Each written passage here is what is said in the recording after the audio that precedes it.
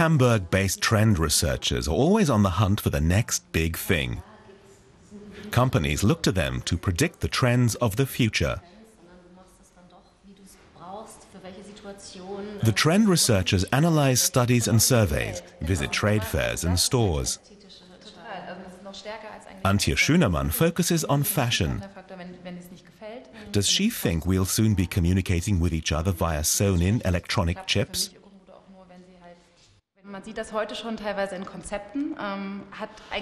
You can see this in concepts today, which often have elements of science fiction.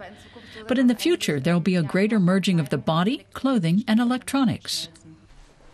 In Berlin, designer Michael Michalsky talks about urban nomads. Nowadays, more and more people are constantly on the move, but stay connected online.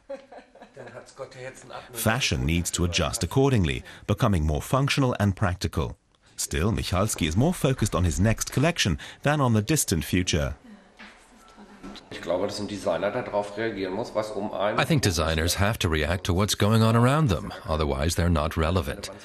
I can sit down and create something, say a show costume with feathers. It might be very nice, but it doesn't mean anything. I see myself as a designer who's trying to reach the largest number of people possible.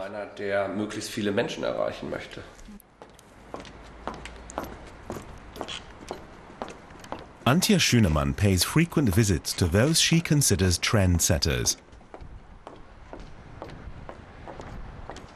Like this small boutique in Hamburg's hip St. Pauli district.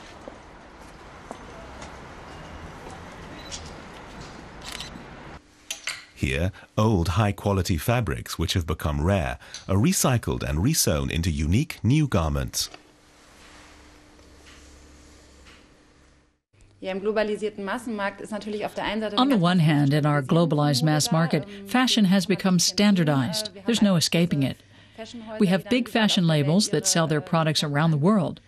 But then there's the personal wish to be different, to radiate a kind of uniqueness, and people look for ways to do that. Vintage clothing continues to be popular and will play a big role in the future.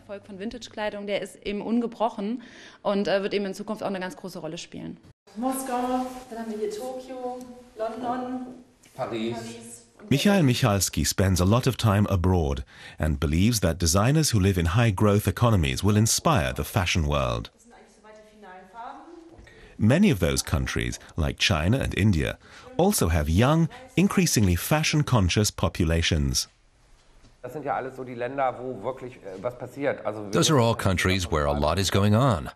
I think we have to free ourselves from the notion of high cultures, which used to influence culture generally. The US, for example, which is on a downward slope, is not so influential anymore. Instead, world culture will be driven by other countries.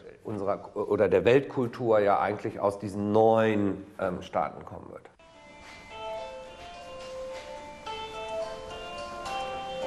The internet is also changing the fashion world. Antje Schünemann monitors blogs to find out what fashions young people like. She notes their increasing desire for clothes that are produced in an environmentally responsible manner. Antje Schünemann predicts that eco-fashion, as well as the fusion of fashion and digital technologies, will be the trends that definitively influence fashion to come. She says in future we might change color each time we step out the door, just like chameleons. Imagine wearing a piece of clothing that sends out signals based on your mood and maybe changes color. These are visions that already exist today and that I find desirable for the future.